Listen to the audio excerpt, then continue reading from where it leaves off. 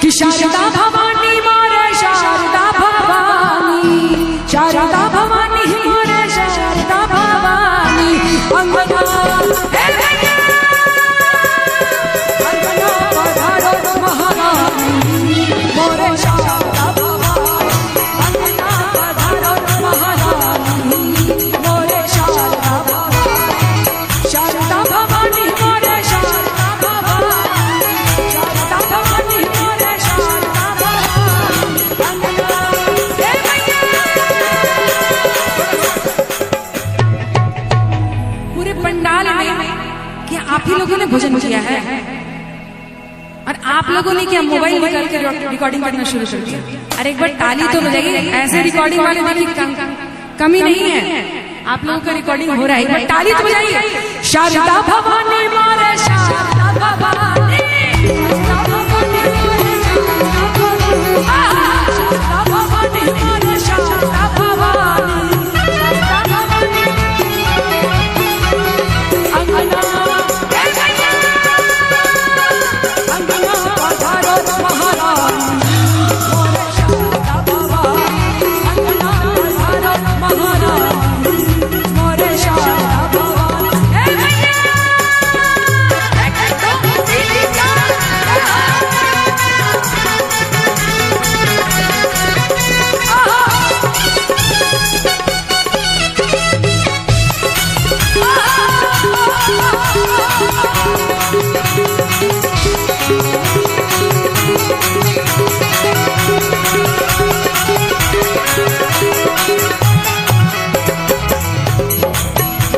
ताली तो बजाइए भैया। एक दो तीन चार। ऊंचे पहाड़ों में मंदिर सजो है, मंदिर सजो है जी, मंदिर बनो है। अरे ऊंचे पहाड़ों में मंदिर सजो है, मंदिर सजो है जी, मंदिर बनो है। अंगना हे मैया अंगना पधारो महारानी अंगना पधारो महारानी मोरे शारदा भवानी। पूरे पूरे हाथों खोल के एक दो तीन चार।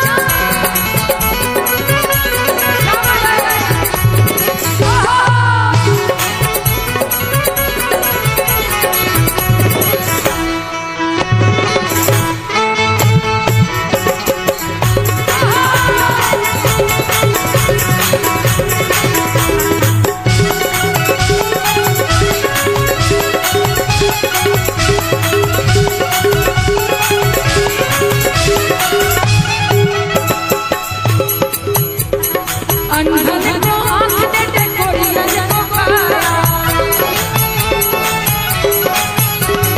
निर्धन को माया ललन घरे आया।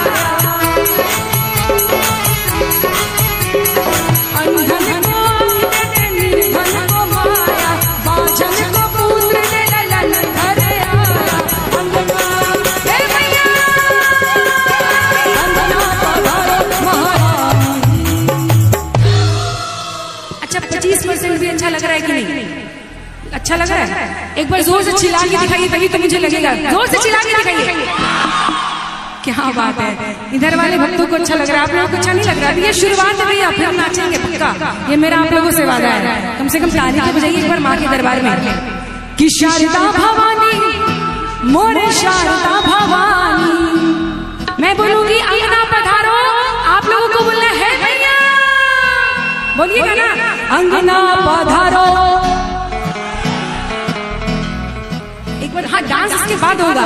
अंगना पधारो हे भैया, अंगना पधारो महारानी मोरे शारदा भवानी, अंगना पधारो महारानी मोरे शारदा भवानी, शारदा भवानी मोरे शारदा भवानी, शारदा भवानी मोरे शारदा भवानी।